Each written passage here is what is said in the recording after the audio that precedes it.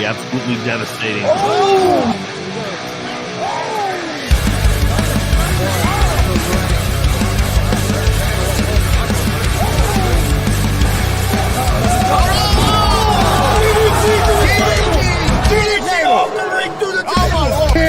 This is Joey Owens' show. They've been trying to get me on this podcast forever, and this is the worst damn podcast I've ever been on. So you all can kiss my ass while I win this match.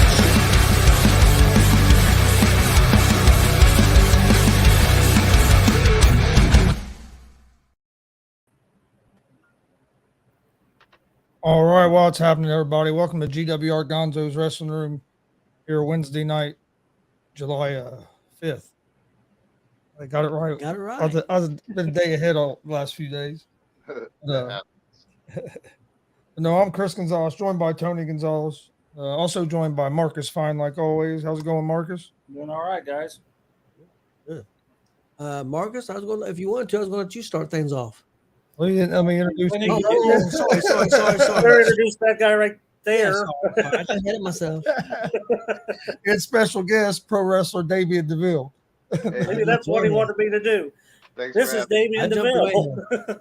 Yeah, see, that's Marcus was going to take care of it. I know what I was doing.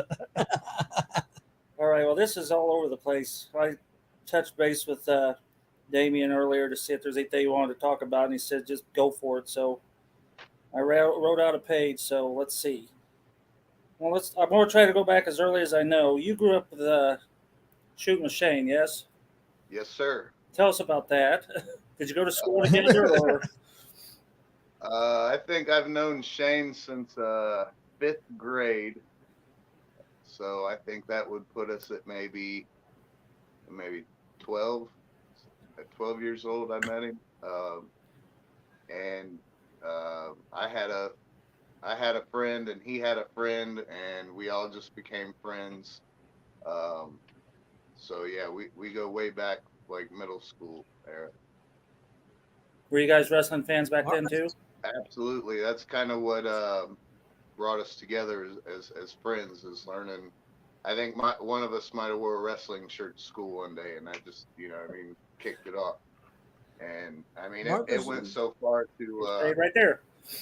even As I say, in speaking of middle school, Shane, we had our own little You the devil. wrestling organization league thing. Kids from school would literally buy tickets to come watch us do these wrestling shows and stuff.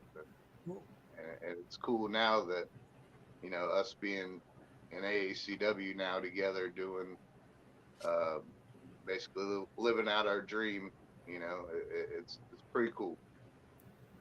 Well, I'm going to ask you a really hard question. Marcus, let me What was interject. the wrestling shirt? You can't, I don't think you hear me. Marcus, Yes. I just want to say one thing. Okay. I think you took a risk bringing that subject up first, bringing up, how do you know that was going to be positive? Hey, I've known the story. I've talked to Shane. Okay, I didn't. Yeah, well, I've kind of known the I'm story. trying to keep it as positive as I can. I didn't want you to upset the guest right off the bat. No. I knew the story. I've already talked to Shane about Mr. Deville a few times in our talks, so I already kind of knew. Okay. Do you happen to know what shirt was worn? I'm just curious. If I had to guess, it was probably a Shawn Michaels or an NWO shirt. See, there we go, Tony. It dates us, don't it? It couldn't have been NWO, because I remember us like when NWO formed, like I remember us, freaking out that Hogan was the third guy. So it probably was a Shawn Michaels shirt. I was a big Shawn Michaels fan. He was too. So I'm sure one of us probably had the Shawn Michaels shirt on, and it was friends from there. All right. Awesome. Then sorry, go ahead. I just said that's awesome. Yeah. And so did you get your training done with Jason Maples, or did somebody else train you? I originally trained with Jason. I believe it was 2011, maybe. I trained with him for about a year. At the time, I was still competing in MMA as well, so I kind of was doing both for a while. I ended up hurting my shoulder at wrestling practice one day. I dislocated my shoulder. So I was on the shelf for a while, and by the time I healed up, I ended up venturing back to the MMA game. And once I was done with that and wanted to come back to wrestling, Congo Kong kind of refreshed me and retrained me from there. And you have a good relationship with Congo, don't you? Oh yeah, talk to him pretty much every day, if not every other day. Considering one of my best friends, absolutely one of my favorite people on the planet. So yeah, we're pretty tight. Yeah, you can't beat that. No. All right, Tony. Okay, well, let's see here. What's one thing that you like about the wrestling business, and one thing that you dislike about the wrestling business? I'll answer dislike first because that's going to be easiest, and I'm going to say the internet. I hate the internet. I hate the spoilers are just so easily available and flying around. The rumors circulate so easy. I remember as a kid, the element of surprise being a big thing. You know, what I mean that's what got the pop was that element of surprise. I remember I was at WrestleMania 8 as a kid, and when the Ultimate Warrior made his surprise return, you know, that pop. I'll never forget that pop. I'm getting goosebumps talking about it. But yeah, the element of surprise and the dirt sheets and the fans just, you know, rambling on like they know everything about the business. And the internet is my biggest dislike about the business right now. But what I like is just, man, there's so many things that I like and love about the business. Just the way it brings people together, makes the fans forget about whatever BS they got going on at home or in their life. The storytelling, I love stories. You know what I mean? Good stories. So those would be my top likes and loves for the business. If there's one thing you could change about the wrestling business, you may have already answered it because of the internet, but maybe other than that, one thing that you could change about the wrestling business if you could. Other than the internet, Yes. I miss where there was more options. Um, kind of like the territory days, you know what I mean? Where, you know, you had your stars here, you had stars here, you had stars here. Um, I don't like that there's not really very many choices for fans anymore, unless you're an indie guy like Marcus Fine who hits the road every weekend and finds a good show every weekend. But yeah, the lack of choice, you know, you pretty much got WWE, AEW, Japan. I mean, of course, Impact's out there, but I don't think a lot of people have access to watch Impact even anymore. And that's crazy because the channel they're on is called Access. Right. And you don't have access. Right. No access.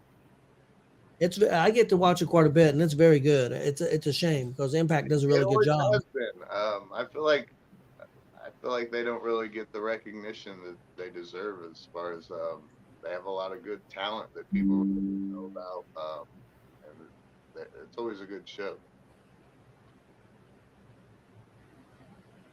Favorite match that you've had and favorite opponent? Wow.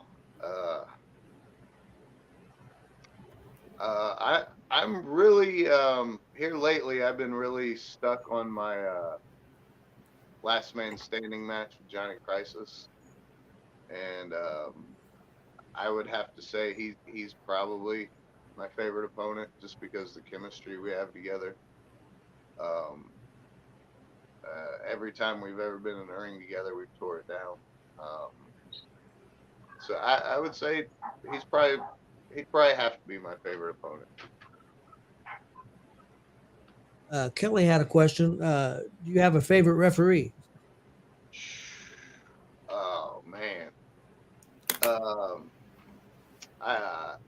Kissinger, Max Recon. That's my dude. He kills it. Twisted. I like Twisted a lot. Old G.W.R. He gets in there.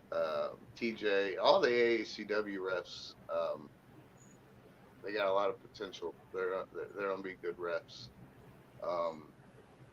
But I'd say Max Recon is my all-time favorite ref. Hey, Marcus, if you want to go ahead and do some more. All right. Let's see. I'll try to keep these in order. I guess we'll go back to the EWF days. Who did you work at most at the EWF? You didn't work in any of those arenas, did you? He was already on the road by then, right? I worked the Converse building. Yeah.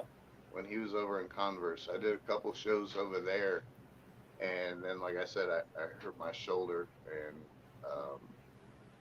I think by the time I came back, he was starting to do the Heroes and Legends. So yeah, I think, and most of the matches I was in were gimmick matches. I think I did what do you call it, the X8 tournament back in the day. I think I was in that. I had my first match with Congo.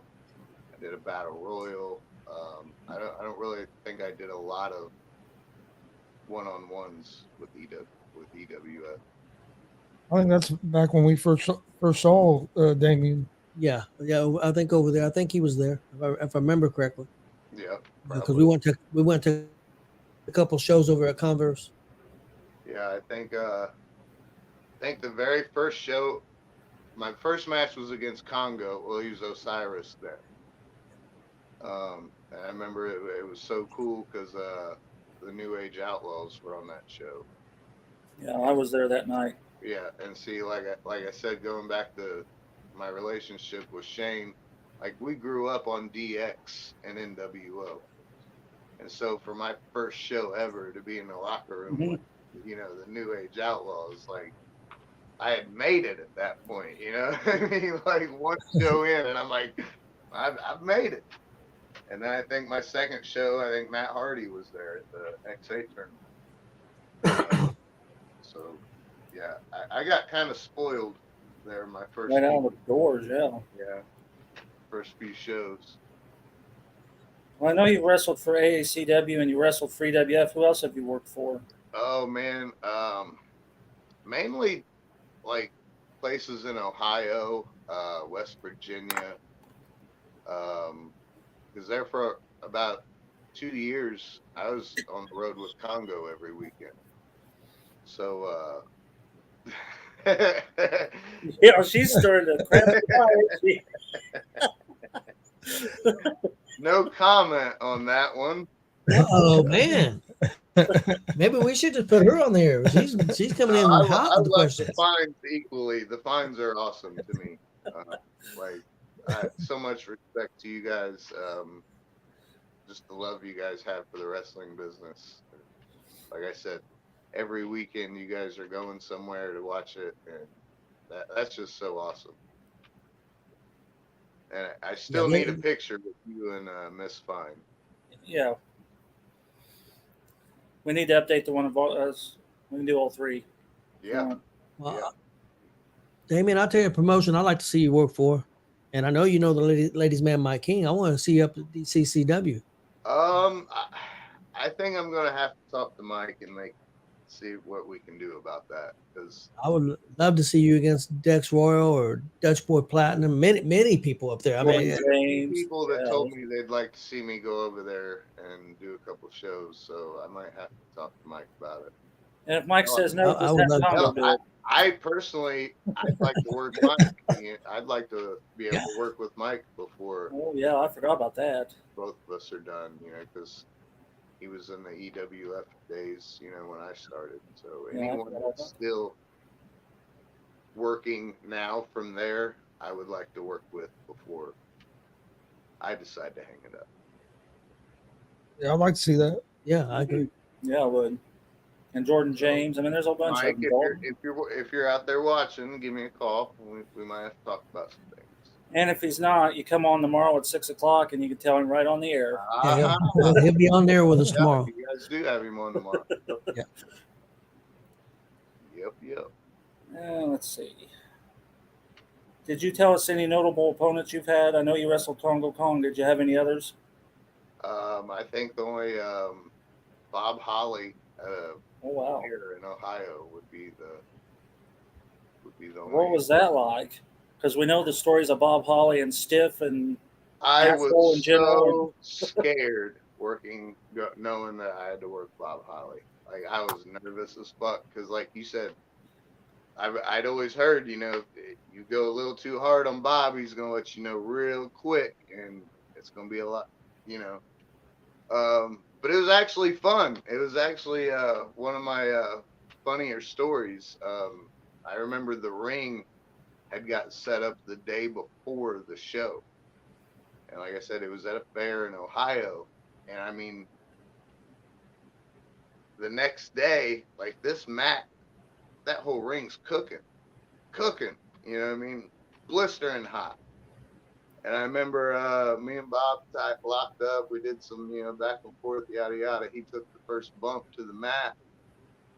And he was like, F this, it's too hot. You're going out. And he threw me to the outside. And we basically worked the whole rest of the match on the outside of the ring. Yeah, I can believe it too. But I remember taking the Alabama Slam and like, man, I was so scared taking it, and it wasn't that bad. But super cool dude. I happened to stay on his good side all night, apparently. Well, that's good. You want me to ask another one? Yeah, go ahead. All right, I have and Wayne, you may have answered this. I don't know. Who would you like to work in the big time in the Indies that you have not been in the ring with? We'll go with the big time first. Who is your dream opponent? Dream opponent, Dan Severn. Wow. That can be done. I think he's still working. It can be done. I'm hoping that we can make it happen. But there's been a couple instances in the past where it was talked about. We tried to make it work, and things just didn't line up. But I think someone like him or maybe Ken Shamrock. I get compared to Ken Shamrock quite often as far as my look and some of the moves I do. So I think, two of them guys, one of them guys would be. Yeah, you're all former MMA guys too. Right. So Yeah, we've seen Severn, January? Yeah. And I think it was. he's another guy, one of the nicest guys on the planet. Mhm. Man, he's such a nice guy. But yeah, I'm hoping we can. That's probably at the top of my list as far as we got to get this done before I'm done. He's working quite a bit in Ohio right now. I've seen that because I know there for a while he took a break from actually working matches, but I guess he's doing it again. So yeah, that'd be pretty cool. I seen Jason had him one time, and Brian Smith and BMFX had him one time. So yeah, nicest, very respectful. Yeah, very good man. absolutely. Who on the Indies, or was that your Indies? Because he kind of works Indies too. So right. I would like to have a match with Jake Oman. oh yeah, He again, EWF background.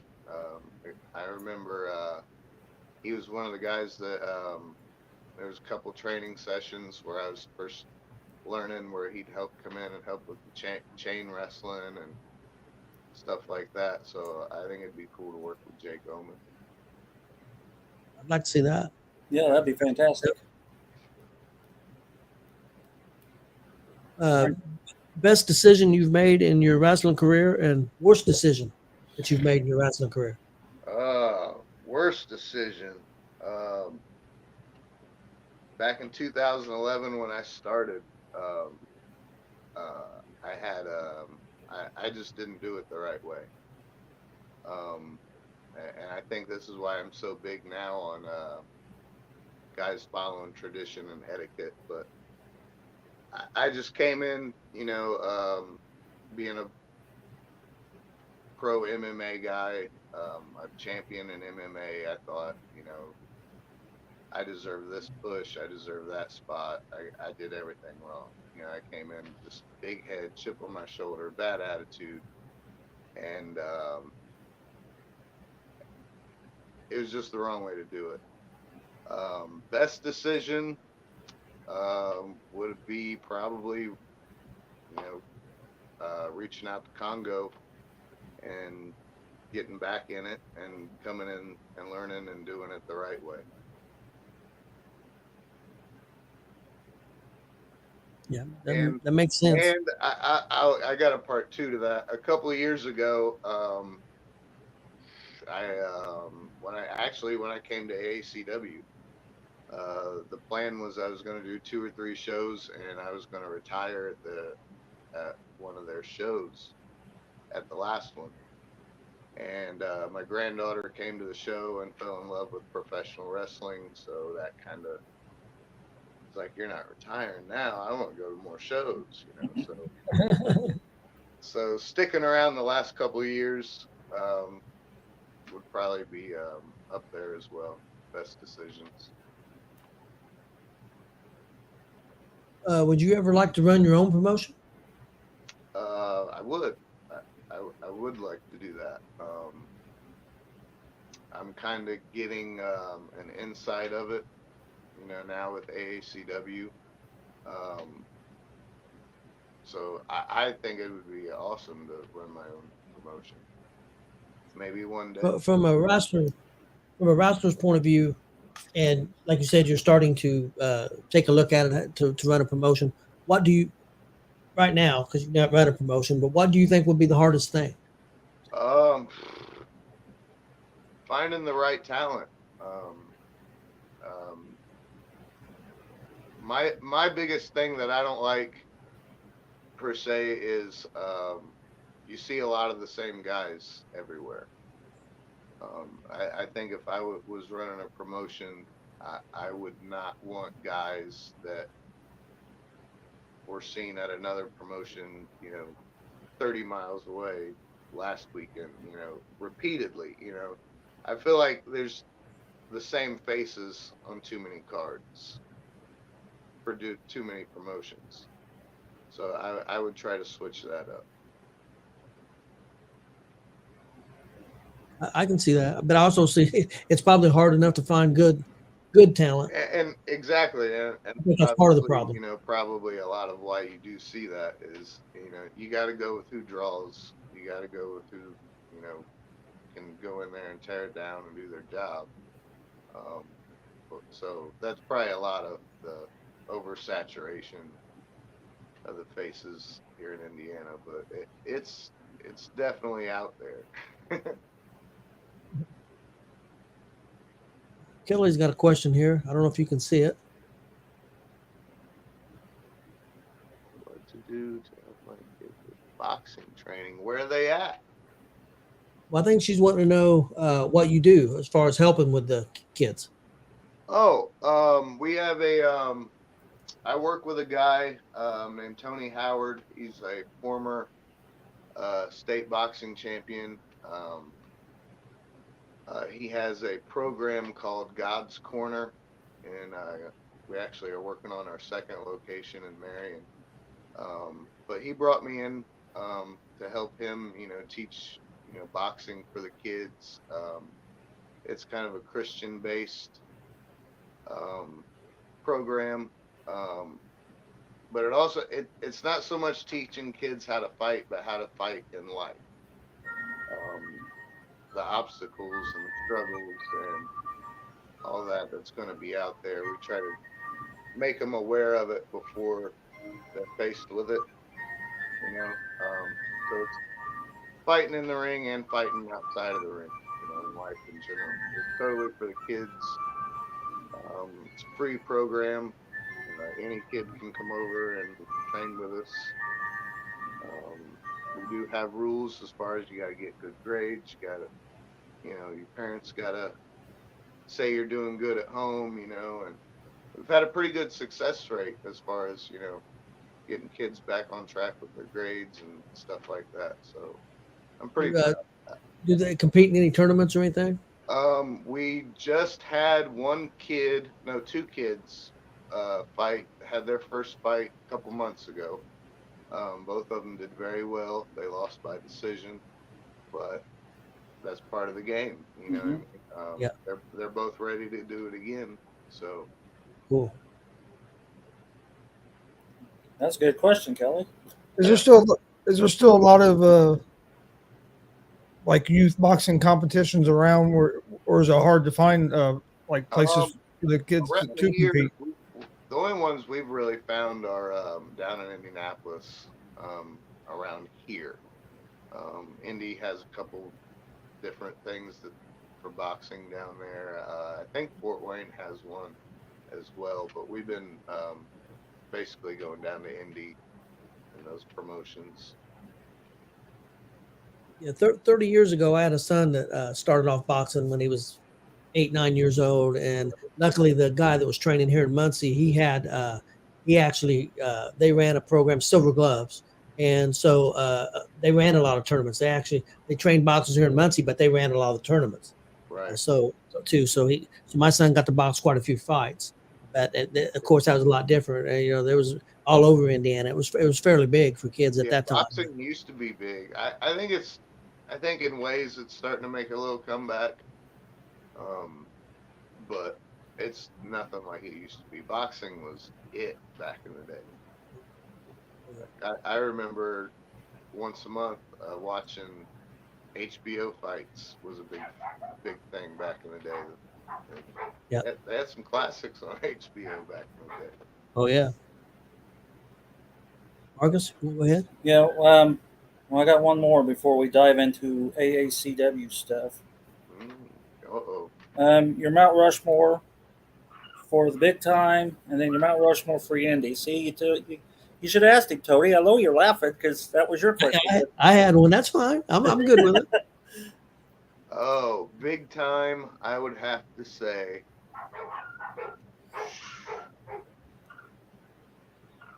Man, Hogan, Austin. No. Hogan, Shawn, Taker.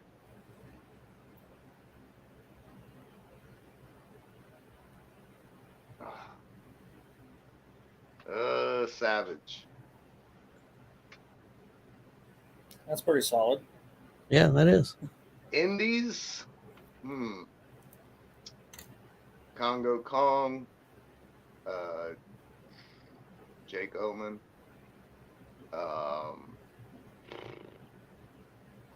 Man, this is gonna be hard. This is a tough one.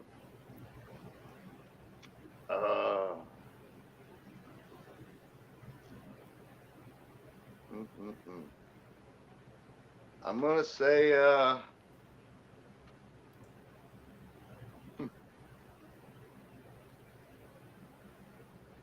me. No. I'll go with Justin Danger and Troy Miller. Oh yeah, there you go. I forgot about Troy Miller. Oh, Troy Miller. Blake Wright said all four was himself. So I guess you could technically do that if I you was want. waiting. I would not do that. I am nowhere close of a running for anybody's Rushmore. It was funny when he said that at first. I wonder if he ever made that shirt. Hey, we're right on schedule. Whose dogs were those? Were that your dogs? Those would be mine. Okay, well that's all right because normally it's Tony's and Chris's. Yeah. My clock went off at 7. There's Tony's girlfriend's Marcus's clock.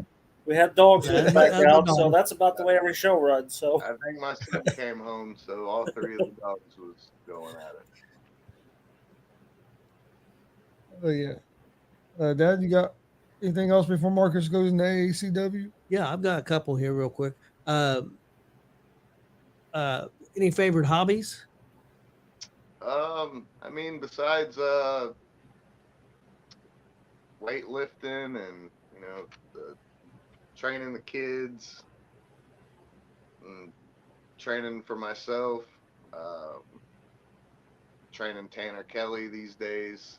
I mean, I really don't have time for any other hobbies but those. So I guess that would have to be it. Family. But that's pretty much my schedule right there. Favorite food? All of it.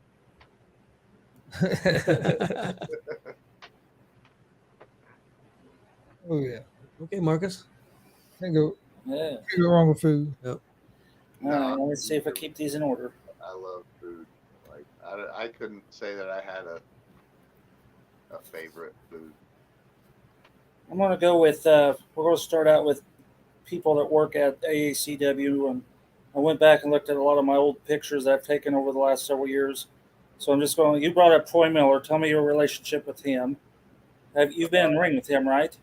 I think maybe in a battle royal, I think has been my only interaction with Troy in a ring. That's one of my dream matches. I think he's still got a few more left in him. Oh, yeah, I believe he does. Get him away from weddings. I think he's still got the itch, even though he acts like he doesn't. So, yeah, he's on my dream list for a match. And then you said Johnny Crisis. I remember that now. You guys was there for that, right? Yep. Yep. I thought so, yeah. We've seen that. I think we've seen it a couple I've times. seen him wrestle a couple times. I say, yeah, we've had several matches. I think we had several at both buildings, actually. Yep. So.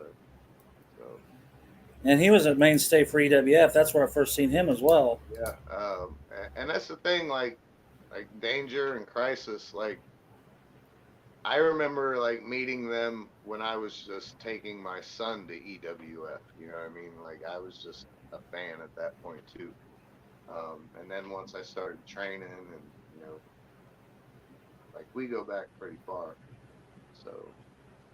All right, we'll go ahead and talk about Justin Danger. I've known him since he was a kid. Danger, same way. Known him since he was, I think he wrestled as just Justin when I met him at EWF. And he was one of my kids' favorites back then. And it's funny because I think he works with my oldest son now, and they're pretty tight. They've become pretty good friends. But my oldest son said, yeah, the first time I ever met you, you threw something at me or something. We're talking about one of them shows. But yeah, those guys, you know, I guess, yeah, we're going on 20 years, or 15 years I've known them guys. Okay, how about Chad Cross? I've seen you wrestled him in some of my photos. Yeah. I don't know what Chad's up to these days. I can tell you, partly, because he did some work on my son. He tattoos. Yeah. And I think he works in a hospital. I'm not sure if he's a nurse or an orderly. I'm not really sure, but that's the last I heard. And Yeah, he's way up north. I do remember him doing something in the medical field before. But, we had a pretty good match. It didn't end like it was supposed to. But I once we started running again, like nobody had really heard from him. So I don't know what's up with Chad these days. Let's see. Brody Botkins. I know you worked with him. Yep. You were in pictures with him. Yep. I think I first met Brody. I think we did a seminar with Eugene. And that's where I met Brody. I still want my rematch with Big Brody.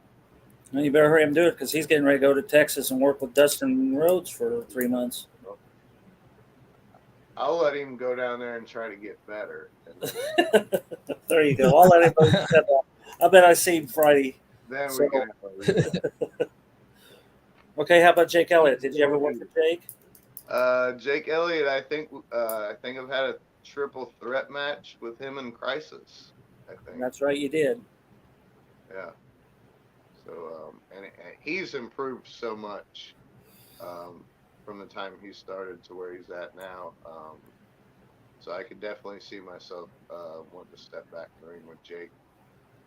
We go down to the Dub every week, and before doors open, Brody and Jake are in the ring Mm-hmm. working. So yeah, And Brody's a great guy to learn from. He's got a real good mind business wise. oh yeah, he does. He's been around a lot of knowledgeable people, and even like you said, he's getting ready to go down to Texas, and so Brody's gonna be going places. I feel like. And then my last one on the actual list is Johnny Suede. Have you ever worked with him? I have not. Well, we need to make that happen. I there's been other fans of AACW that have asked for that match as well. All right, so let's start. Let's see, where do I want to go? Who did you win the Excellence title off of? Was that because I know you had a feud with Johnny Crisis over that belt, but did you pin him for that belt or? I did. But I want to say I won it in a triple threat match. I don't think it was a one-on-one match. I'll have to I go could be look. wrong. I could be, and I should know this. That's horrible that I don't remember that. What he won? I feel Is that like the it was. championship he won the first when we first saw him in the ACW? It was the old building because I remember seeing the pictures Yep. now. Yeah. The bingo hall or whatever that was. I thought it was just him and Crisis. I thought. Or was it a 3-1?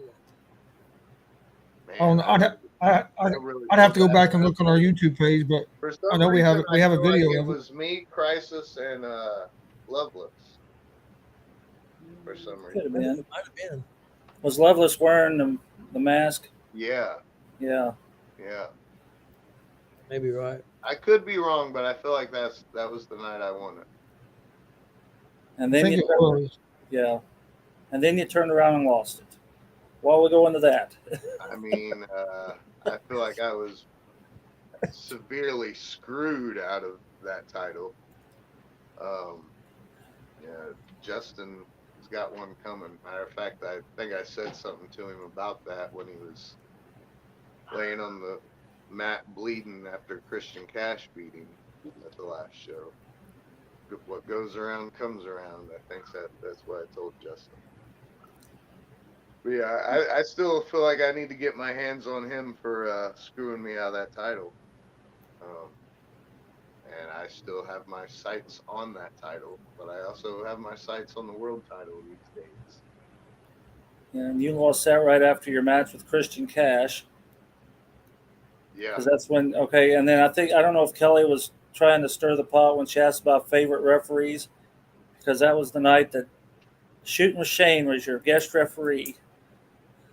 I didn't even pick up on that. I'm thinking that's where she was going with that. I'm not sure. If not, that I stirred the pot. But I see what you did there now. He Okay. kinda- Okay. A little slow on that, but okay. That's a good one. That's a good one. I mean, Shane's not really my favorite much of anything at this point right now. Like I said, I'm trying to be nice about it. I'm trying to keep it respectful and, the way family should, but I don't know. I don't know about that guy right now. so now you're working with Tanner Kelly. Tell us about that. Yeah, Tanner, he's wanting to, better himself, and he's wanting to better himself in a way that doesn't involve Called X and their antics and tactics, and we've been hitting the weights, been hitting the mats with him, jiu-jitsu, showing him some striking. I think he pulled off an arm bar or a triangle against Ricky Guns. I was pretty proud of him on that. I showed him that. So yeah, I'm just trying to help Tanner, better himself in a respectable way, and it's causing issues. Yeah, and that's where I'm at now, the feud with Cold X. Yeah. And now we made the circle from your boyhood Circle friend life. to When now you personal want to kick the shit out of you every personal week. life spills into the business life, yeah, that's where we're at with that.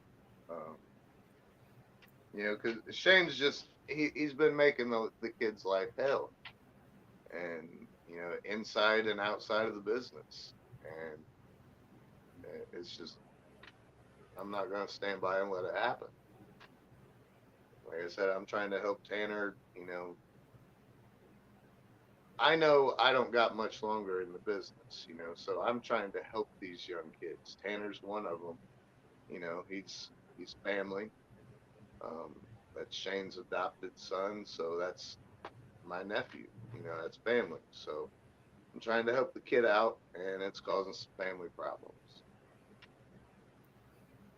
Okay, so you say you Yeah, I want think to Tanner, go ahead. I think Tanner's got a bright future. I think Absolutely, I absolutely. really do. I was going. You say you don't have much time left. I assume you mean ring time, right? You're still going to be Yeah, involved with the business. You like I just want. talked about, like there's a couple of years ago where like I had it planned out. A couple matches, I'm done, and granddaughter stir with some more. But I'll be 40 years old this year. Like I said, uh, I did MMA for 8 years. I've been in wrestling, going on 11, I think now. My body is busted. It just it's it's getting close to that time. When your body doesn't link with the brain and fire like you want it to,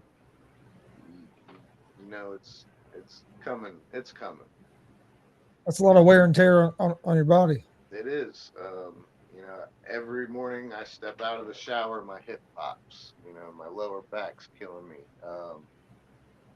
I had a bad left knee, and then I think last year I hyperextended my right knee, so now both my knees are, jacked up. So it's not a longevity game, and nor MMA or wrestling. I've put quite a long, fair amount of time in the boat, so you got to face reality at some point. I have a question, real quick. How do you like the direction AACW is going in right now? You got a new heavyweight champion with Kristen Cash. You also got a new champion. That just can't remember the name of the title. The open weight Yeah, international. the open weight. Open weight. Yeah, Yeah, the open weight title got a new champion there. You got fairly new tag team champions. How you like the direction that it's going? I love it. I love the direction AACW is going. Such an underrated promotion in the state. I feel like, and it's still kind of an unknown promotion as well. I feel like, but every show the crowd's bigger and louder. Um, the guys in the back are improving every show, um, and I know now that I've been kind of appointed the locker room leader. So I'll get on the video chats with guys, and we'll watch matches together, study this, look for this, whoopie whoopie whoop. Um, give them kind of homework assignments. Um, so they're growing, and at this rate, they're going to be a promotion to be heard pretty soon.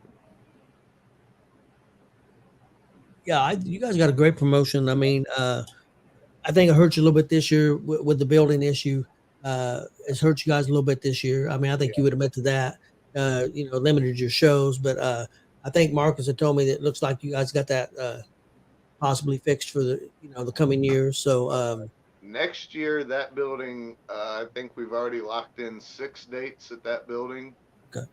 And there's a very strong possibility that there's a local fair that we've locked in for July of that Yeah, year cool. too. So we're looking at 7, possibly 8 shows That's awesome. Yeah, and next year. because you guys got a great fan base. Yeah, and I agree with you. I think switching the venue and only being allowed so many dates at that venue this year.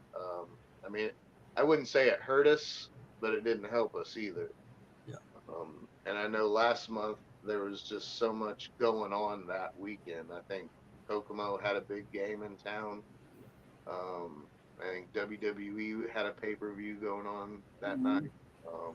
So I think that hurt our door a little bit, but we still had a decent crowd. Yeah, you still had a decent crowd. Yeah. And that was Even on a smaller crowd, they're just as loud as the big ones. Oh, Those- And it was a holiday weekend too. Marcus knows, and he goes a lot more shows than we do. But we see how many people are at the shows. You guys do very well. I mean, you guys do really well. And I've said it many times. I think you guys I think the Kokomo crowd's the best crowd that I've seen on I a agree. basis. I agree. Yeah, I really do. I don't get out there like I used to, or anywhere like Marcus does. But when I can, me and one of the boys will go somewhere and check out a local show, and some crowds are never as hot as they are as Kokomo. No. Loudest ones we've been to. Yeah, You might have a pop here and there that's louder, but for the entire Right. start to finish, you've got the best crowd out there. I agree. Yeah, because I mean, you guys go in there and when the guys start clapping, everybody's clapping. Everybody's into the shows, and I can't say that about all the other shows. You guys do really well. You got a great crowd. Yeah, I agree. I love the fans over there. I do.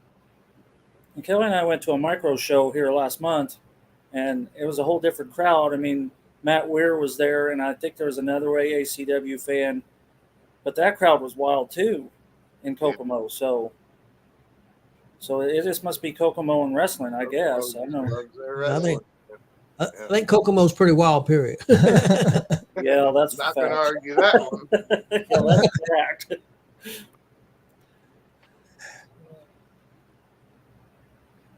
Do you have any? I was going to ask him if he had a couple of stories he could tell us. Like what kind of story? We take all on any and all. If you got to put somebody under the bus to tell a story, you go for it. We'll tell them what they do. Especially if I it's got one Steve for you. Shane. Or anybody. Cowser. Yeah, anybody. Marcus on back. Right? You just throw it out there. How about one on our new world champ getting ribbed? Yeah, do that because me and Trell are on a hate relationship, as Tony puts it. So Okay, so matter of fact, this was the night that I was supposed to wrestle Christian, and Shane was the referee. And going into the match, me and Christian didn't have any animosity, against each other. He had his reasons he wanted to win. I had my reasons I wanted to win, and we agreed, best man wins, no hard feelings.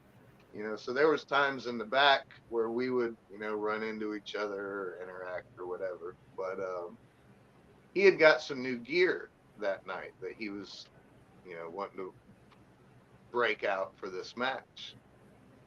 And he went on and he tried them on and he showed them to me, and I was like, yeah, man, them's cool, blah, blah, blah, blah. And this was still early in the day. And so he goes back and he gets his regular street clothes on, before the show starts.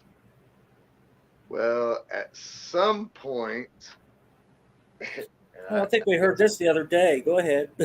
I think Christian brought this up the other day, but go ahead. I believe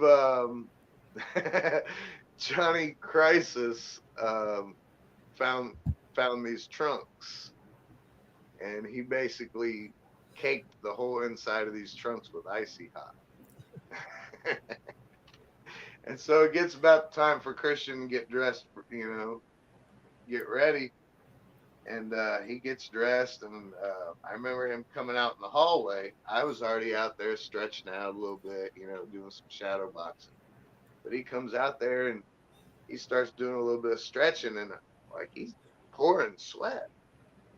I'm like, bro, you all right? I mean, he's like, I don't know, man. I'm starting to feel nauseous. And I'm like, nauseous? You know what I mean? He's like, yeah. And long story short, I think he went in the bathroom, and then that's when he realized, that there's this minty scent coming, from his trunk. But yeah, Johnny Crisis did him bad with the icy hot. You remember he brought that up while those two were fighting. And that's one of his deals, I guess, is Johnny Crisis likes to do that because I've heard a story through the grapevine. Back when Maples brought Kevin Nash and to the EWF show, did a show in Converse. Apparently, Nash paid Crisis to do the icy hot to Congo's drums. So yeah, Crisis is obviously an icy hot goon.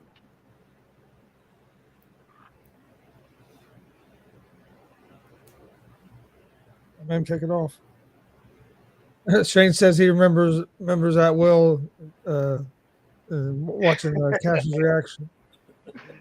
Oh man, That's old school. That is an old school prank, big time. Swimmers used to do that. They may still do it. I don't know. Yeah, that look was something else. He knew something was wrong, but he didn't know what it was, and he didn't want to say what it was. You know what I mean? But he was burning down there.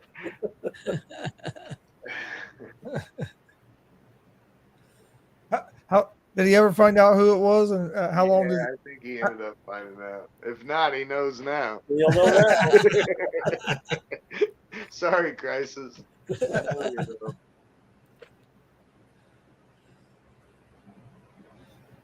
Do you maybe have another one? Maybe a road story.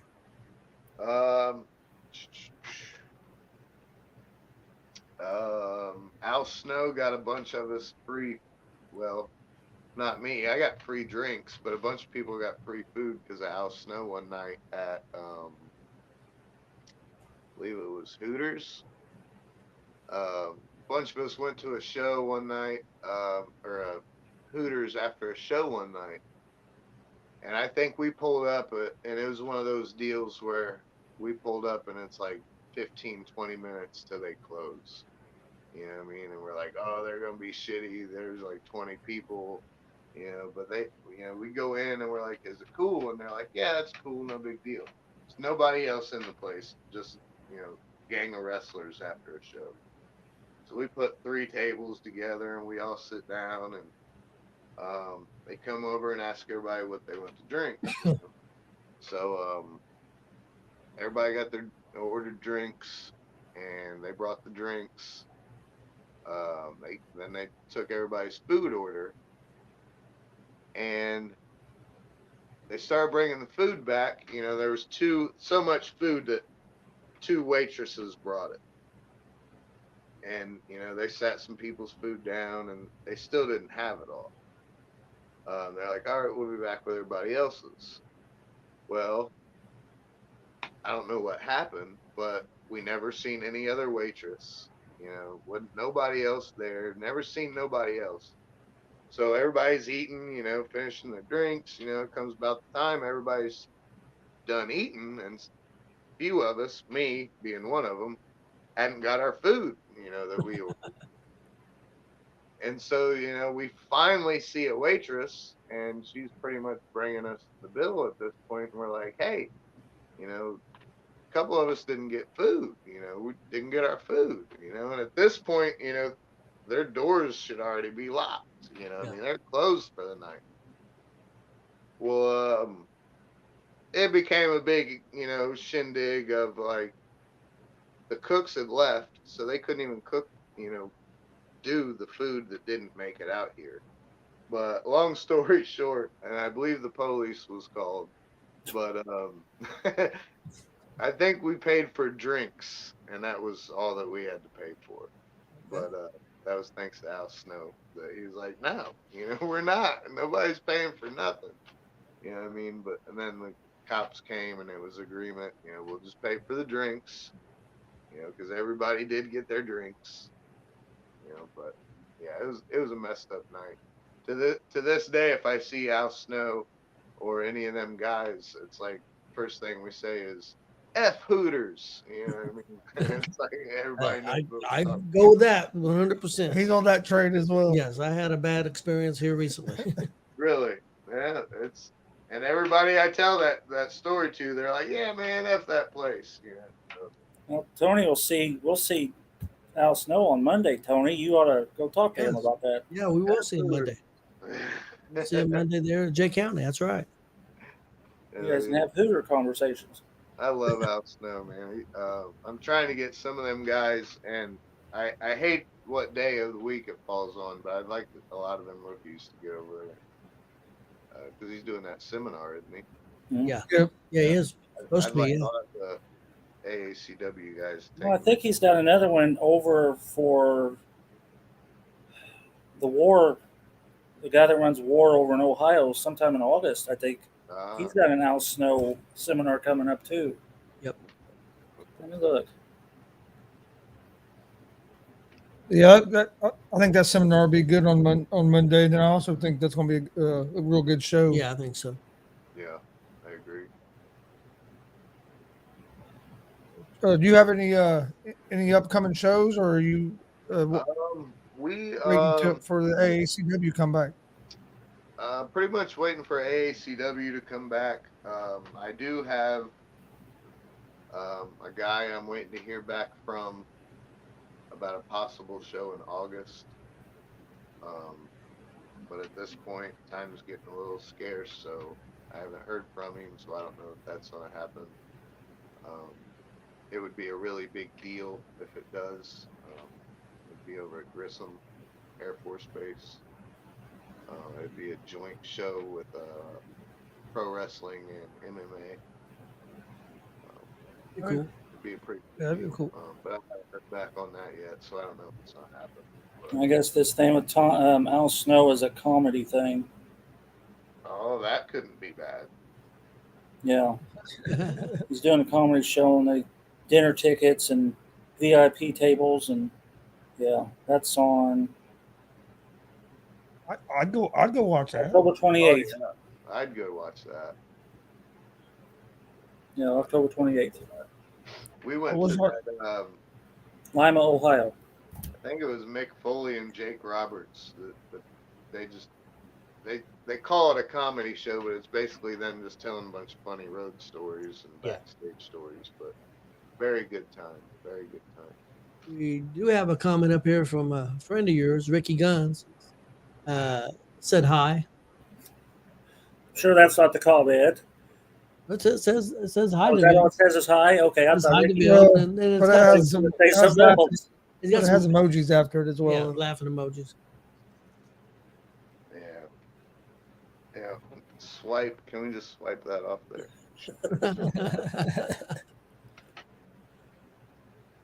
Oh, Ricky Guns. Yeah, he's part of Shane's problem, I feel like. Yeah, everybody for the longest time thought it was Shane. He got messed up in the head from Justin kicking him in the head. But the more I think about it, I think it could be that. But I think Ricky Guns has gotten Shane's head a lot. No, but maybe we could have Christian kick him again and straighten him out. Somebody's gonna kick somebody. That's all. And I'm the one known for kicking, so Okay. figure out who that's gonna be. Ricky. Yes. Well, Marcus, do you have any more questions? Do you know a Joel Blanton? Does not sound familiar. Okay, he's an MMA guy too. I'm bad. I'm not sure where he's at now. He used to wrestle for Joey's dad back in the day, but See, then he. get your boy Shane. Here, let me look. Yeah, I'm really bad with names. I know the guy and be like, yeah, I know him. Yeah, but names I'm horrible. Yeah, he's big into that too. I'm the same way. I'm better with faces than I am names. Yeah, I've been hitting the head a lot, so. Now, when you was in MMA, is that Cage or was that Yeah. Cage? I did do I think two of my fights was in an actual ring, like a boxing ring. But for the most part, yeah, cages. So did you ever cross paths with Severn? Because he used to run those shows a lot. I remember. Where'd he run it? Well, I remember one. I remember he came to Lafayette one time. He was in Monticello one time. He fought here. What He was fought. it He called? fought here in Muncie one time. Oh, did he? You Didn't he know on what that promotion at the was field it? house? I Yeah, thought. yeah, I think he did. Oh, But we're talking 15 years ago now. I'm thinking. But he used to come in with his group and run those shows. Well, we got to meet him in at a Yeah, we met him at an amateur wrestling Event. event. Detroit. But he did. Gary Myers was run. Gary Myers fought in that. There was a card here in Muncie at the field house, and Severn was on that card. Yep. okay. I don't know if he was like running the promotion, but he fought in that card. Right. Yeah, But that was that's a been long time ago. oh yeah, it's been a long time. It's been Yeah. 20 over 20 years ago. Right. So when I seen him with Maples, he was still in the movie theater. Took on Bob that Okay. night. He was Yeah. supposed to be Gilbert, and well, you know how Jason was with switching bait. Yeah, it happened a You, lot. here's who we're advertising until the day of the show, and then here's who you get. But he did replace him with the good person, and it was That's whoever business. used the cross-faced chicken wing would be DQ'd, and Severn used it, and Bob won, and yeah, it was a good night. I remember that. Yeah, I'm gonna have to reach out to Dan. I think he's gonna be at Battle in the Creek. Yeah, I seen that too. Hang on a minute. I think I'm gonna ride with Congo up there and talk to Dan and see what we can't do about getting him to AACW. I know Cincinnati's got a show on the 9th, but I'm not sure if he's Sunday. I don't know if he's going to be there or not. I know he's been at their last couple of shows. He's been at their last couple of shows, but I'm not sure if he's at this one or not. Yeah. See, I had his number on my old phone. Lost a lot of my contacts when I switched over. You know, Yes, Dan was good. Oh yeah. And then remember he was in what was it, the Brawl for All until the first match. Then he said, "I ain't doing this." Yeah, I was just watching him where he's with Cornette on old Monday Night Raws. Yep. Cornette was doing the NWA again. Yeah. Do you watch much of the wrestling on TV nowadays? I don't. I watch pay-per-views, and that's pretty much Are you all watching this? current stuff I watch. I watch, like, literally before I hopped on here, I'm in there watching, like I said, the old Raws where I'm at, where Cornette's got the NWA angle going. I'll hop off there and watch my old Nitros. I'll watch them in order till I get to the pay-per-view, then I'll watch the pay-per-view, you know what I mean? You know, Dan's got some seminars coming August 13th. 2 parts, $50 for part 1 or 2 or 60 for both. It'll be in Massillon, Illinois on August 13th. It's a Sunday. You can get a whole nother part for $10. See, I'd like to have him come in and do a seminar and have part of the seminar MMA for all my MMA buddies, and then the other part pro wrestling for, you know, the ACW guys. So, Yeah, I think it'd be worth bringing Dan. Cool. Yeah. Yeah, we went to a seminar with Rock and Roll Express. That was pretty cool. Yeah, it was. Yeah, I bet that was a good one. And I've seen one with Congo Kong. Well, that day you guys had him there. Yeah. And Shannon Moore, Jebediah Blackhawk. I've sat in on a few that they've had. So, well, yeah, Dan Severn, that's knowledge there. I'd love to hear him talk. Absolutely. Just like Jim Cornette. I'd love to hear Jim Cornette talk one day, too. Oh, man. Because Maples had him coming in and something happened and he never happened. There's a funny story. Maples had him come into a Heroes and Legends recently, a couple of years ago. And I do you guys watch something or listen to Something to Wrestle With? Mm-hmm. Yeah, I do sometimes. Well, you know how they always clown Jim Cornette for saying "mother," you know. Yeah. Well, the vendor that brought Cornette in to Heroes and Legends apparently at some point disappeared in the night. Well, I've heard this story too. That's funny why I hear this stuff. But go ahead. So Cornette is like, he's so mad, like he's irate. And I don't know what's going on at this point. I'm standing out back talking to some guys before they leave for the night. And we just happen to be talking about Jim Cornette. And I say, how they say it on Something to Wrestle With, being funny. Mother! Right as Jim Cornette's coming out of the building. And he's already pissed off because this dude's ran off with his money. He looked at me. If looks could kill, I wouldn't be talking to you guys right now.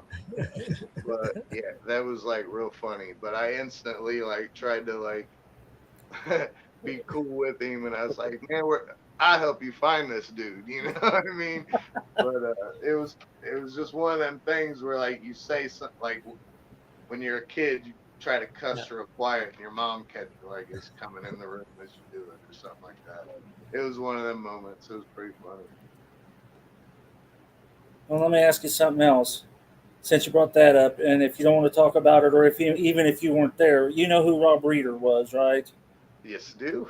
Was you part of that crap that happened in Kokomo? I was. I was supposed to be on the card, and then ended up not being on it. And I later heard about all the, happenings of it. But thankfully I was not.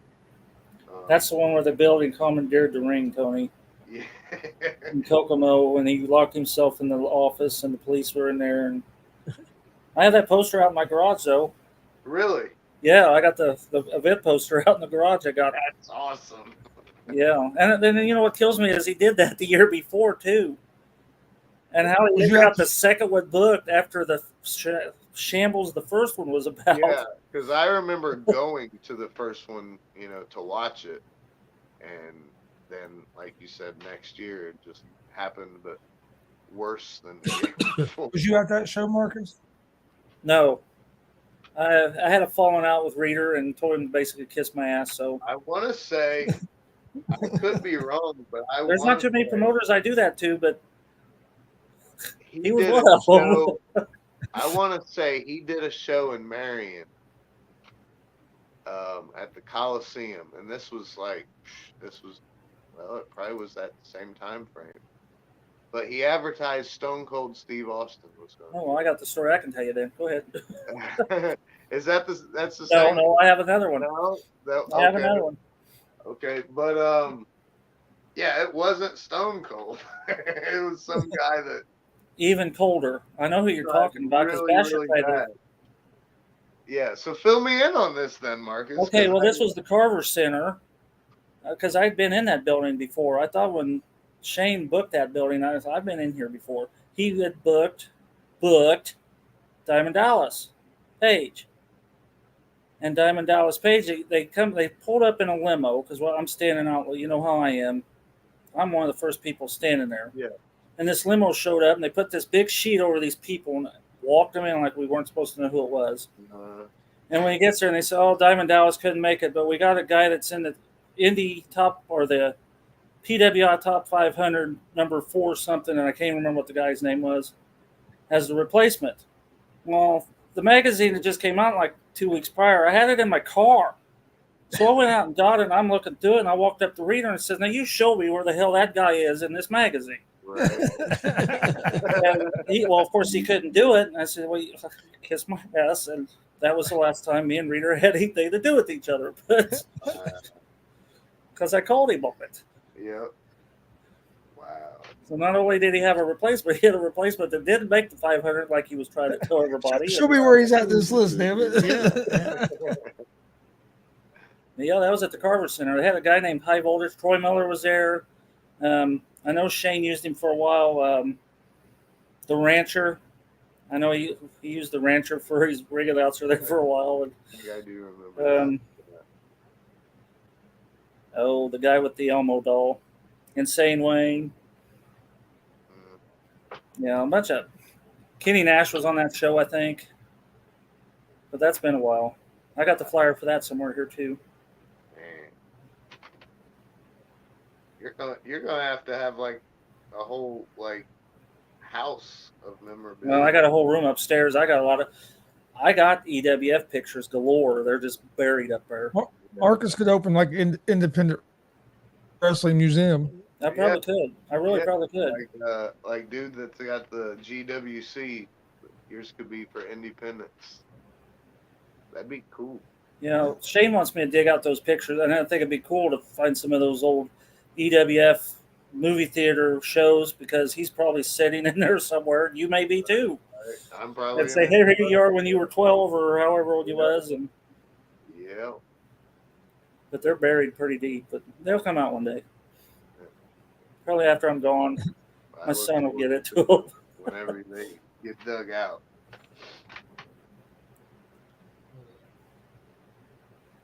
All right. Well, Marcus, do you have anything else? No, I think I got it. That's my list. What about you, Deb? I think I'm good to go. Got some stories. That's one of the main things I was wanting. You're all about the stories now. Yep.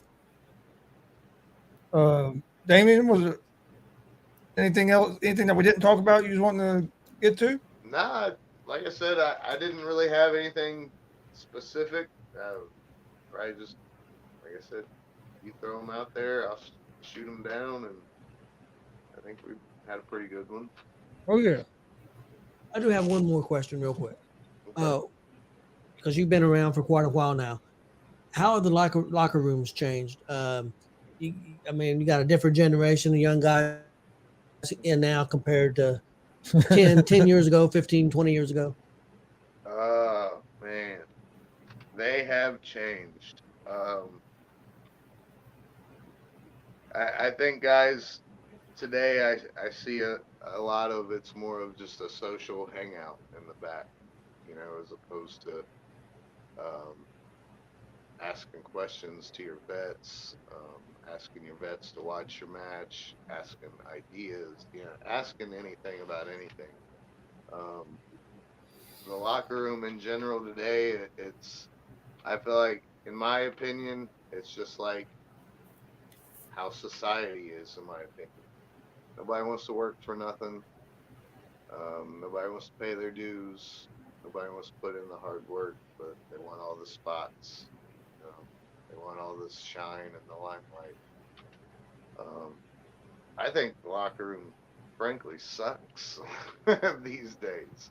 But that's what I'm trying to change as far as being, looked at as the leader in the locker room at AACW. And like I said, my biggest mistake before was I did everything wrong, and I'm trying to teach these guys not to make the same mistakes I did. You'll go a lot farther by respecting the business. I think that's what a major I listen to these days.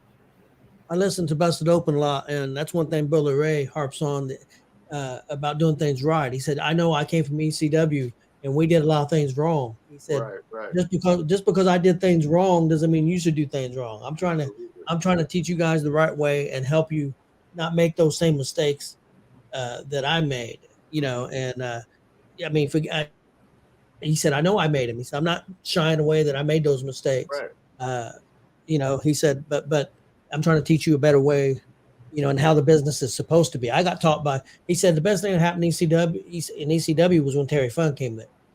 He said Terry Funk changed the culture there a lot. And he said that was a big step for ECW having Terry Funk there. I can see that. Terry, he just had how old he just turned the other day? The 90? Oh, 88, 90? And almost half of that is in the wrestling business. You know what I mean? So waiting on his last match, huh? But I'm not sure how old Terry would come into a place like ECW and give them that structure in the locker room that they need. I can see that, and that's what I'm trying to do. Because these guys today that they just don't understand the business, and they've just got to take the time to learn how things work and what's expected of them. 70. Oh, yeah, I think that's one of the problems you see in some of the locker rooms now is you don't have some locker rooms don't have that guy with the experience that can step up and be the leader, Right. or that's willing to do sometimes to step up and be that leader. Yeah. Well, that's one advantage. uh, That's one advantage WCWO's got, having a guy like uh, Joey Owens, who learned from his dad, and then now he runs it. That's a big advantage that he has, because he's got that leadership, and he's training a lot of those guys, so they listen to him. That's a big advantage he has with his group. Not everybody has that. No, and if you have a promoter that lets the wrestlers run the show, then you got to have that promoter that tells you it's my show, it's my way. And mhm. because I've seen a lot of wrestlers walk over promoters and change the whole outcome. So Absolutely. And we had a lot of that in the last couple of years in our locker room, because there was just no structure. And this year and about the end of last year, halfway, we actually started, locker room leader. You're in charge of the rookies. Everybody's got a role. We've got structure to it now, and guys just got to learn to be patient. And I think a lot of the thing is a lot of these young guys is they just want everything right now, without working for it and putting in your time. And you got guys that want to be in the main event but can't go out here and work the crowd and can't even get the crowd behind them. So why would I put you in the main event? You just gotta learn. That's what, like I said, that's just the biggest thing in my eyes that the locker room doesn't have these days, or a lot of them, like you said, they don't have that leadership or that structure. Yeah, I definitely can see that. And the main thing in wrestling I'd like to see change, and it's probably not going to, but I'd like to see more storytelling. But I mean, it's just it's hard for independents to just run monthly to do a lot of stories. I mean, you can do maybe 1-2 storylines. I think it's difficult. And on TV, I would like to see a lot more stories. I'm a huge NWA fan, so I was used to growing up. I was used to story after story after story, and I totally agree. I do like the fact that Triple H with WWE is trying to do more of that, but I it's agree. You got to be careful. You can't change your product completely, or you may turn off. You don't want to turn off too many of your fans to change it completely. So you got to be gradual and slow making that change.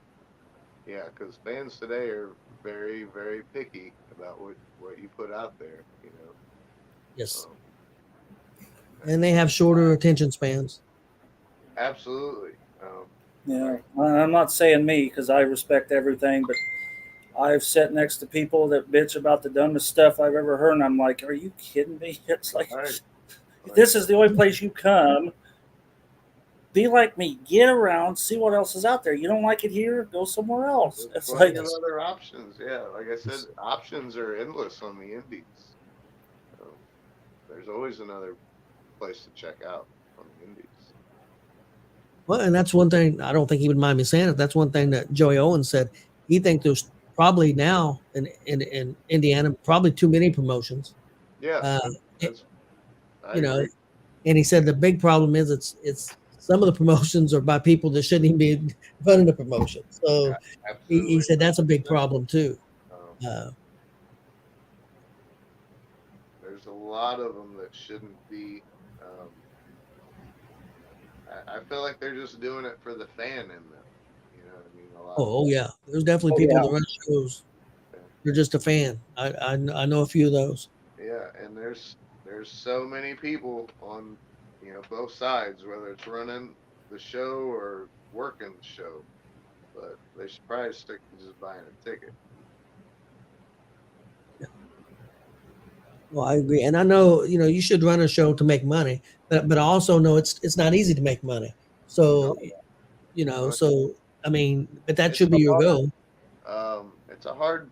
I mean, you've got a lot of people to take care of. You've got a building to cover. You've got you got to pay your wrestlers, you got to pay your sound guy, you got to pay, I mean, people cleaning up afterwards. So there's a lot of money. Like yeah, you might make killing at the door, but once you start handing out everybody's pay, what are you left with? Some people have to rent a ring. Yeah.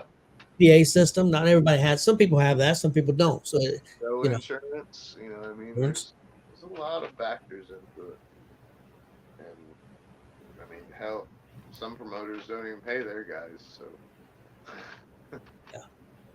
yeah, Everybody gets up and leaves, and the ring's sitting there, and there's the promoter, and there's his ring, and who's tearing it down? I've seen that. absolutely. I've been there many times too, seeing that happen. Absolutely. I think the worst for me is the promoters that book themselves against the big talent or constantly got a title on them. Yep.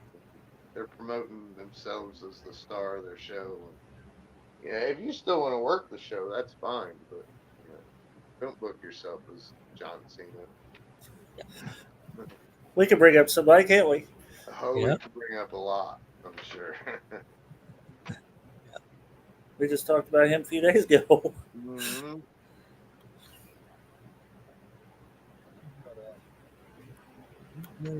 All right. But no, Damien, we appreciate you coming on. Oh man, thanks for having me. I love coming on. I love watching you guys even when I'm not on. Always a good show. Respect all We appreciate the support. Yeah, we appreciate the support. We got a busy weekend, busy few days coming up. Got another interview tomorrow, and then we got a show Sunday and a show Monday, live events that we're covering. Yeah, I'm gonna hop on here tomorrow and tell my king to book Damien Deville. I'll put that on my list. I'll say something too. Yeah, I agree with that 100%. He's got a lot of shows coming up too. If nothing else, I can have Kelly come in here and say something to him. She'll take a jab at Mike. She likes to do that. So yeah, she obviously likes to stir it up. I can't believe I missed that referee thing. That was a good one. But no, we appreciate. Actually, Kelly, I'm glad you said, because that's kind of got my wheels turning. I might have a little idea working up now that she said something about it. I've got a suggestion for a match. I think it would be, and it kind of ties into WCW, but also kind of when WCW was kind of bad too towards the end. You guys have a match, and you and Ricky Guns have a match, and put SWS on a pole. SWS on a pole. Yeah. Or you could do one of those old and like put him in a cage. Put him in a bird cage. Yeah. Yeah. Hoist him up there. Yeah, I'd be all for that. I think you'd have to put the whole cult in a cage so I can actually have a fair one-on-one shot with Ricky Guns. But I'd have to. Yeah, I think I might have a little idea in motion now. But Kelly done kickstarted something. I'll vote for the pole. SWS on the pole. I'm trying to get Mike King and Joey Owens to have a dog collar match. And now I'd be game for that. And my new thing is Shane on a pole. So that's my new one. Shooting with Shane on a pole. Well, actually, now I want Joey Owens and Mike King, not only dog collar match. I want it in the steel cage dog collar match, because I just heard about one. It was Freebird, Michael Hayes, and Junkyard Dog. Yeah. They did it in the cage and dog collar. I do remember that. I might have to watch that tonight. Well, if you want to watch another one, we'll bring up Terry Gordy taking on Killer Khan from 1984. I watched that. That was good. Wasn't that great? Yeah, it was great. I just watched him show up in ECW the other day, watching old ECWs. He just made his debut there, where I'm at. Yeah, I like watching that old school stuff. I do too. Mm-hmm. I think Chris gets tired of walking in there and seeing it, but I like it. I mean, like I said, I watch the pay-per-views of stuff nowadays, and that's it. I don't watch any AEW. I can't. Yeah, it's rough. I watch it, but it can be rough. I've tried. I went to one of their shows live, and I've tried to sit down and watch a couple pay-per-views. Not my cup of tea. Yeah, I agree with you. Yeah, it's not mine. He watches wrestling 7 days a week. Yeah, I do. I do. There's probably not a day of the week that I don't watch something. I watch it a lot, but I don't know if I watch it every day. Yeah, I watch like it a lot. But see, sometimes I watch it as just to watch it as a fan, but as a competitor, I'll watch it to study a lot as well. I like to go back and find good matches for the rookies. Tell the rookies, hey, watch this match. You know, pick out certain things for them to spot and find in the match, and give them little homework quizzes. I watch a lot of stuff on YouTube. A lot of the different independent matches and stuff that I can find, and some stuff like that. But also watch a lot of sports, baseball and football and stuff as well. So it depends on what games are on. But no, man, we appreciate you coming on. Appreciate everybody joining us. Everybody in the comment section, like always, appreciate the support. Please hit that subscribe button on YouTube at GonzoSportsRoom. Like and follow on Facebook, Twitch, Twitter, Instagram at GonzoSportsRoom as well, as where we post all the information about upcoming shows. Don't forget, tomorrow night, Jason McGraw and the ladies' man Mike King will be joining us to talk about Retromania taking place next Monday at the Jay County Fair. You have Al Snow, Powers of Pain, Demolition, Jimmy Hart, Congo. Yeah, Congo Kong. A lot of big names. Yeah. A lot of big names going to be there. So join us for that on Monday. Also, a big thanks to Damien for coming on tonight. Yeah, definitely. Nice having you back on. Been a while. Thanks for having me. Enjoy it every time. And then we'll be live Sunday at 4 with some live pro wrestling. Monday at 7 p.m. with live pro wrestling. So no regular G.W.R. show this Monday. But we appreciate everybody watching. We'll see you guys next time.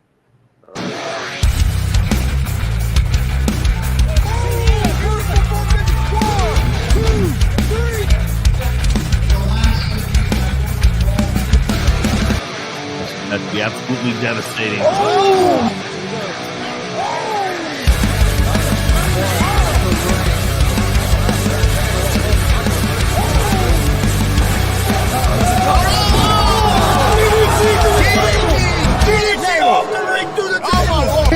This is Joey Owens' show. They've been trying to get me on this broadcast forever, and this is the worst damn broadcast I've ever been on. So you all can kiss my ass while I win this match.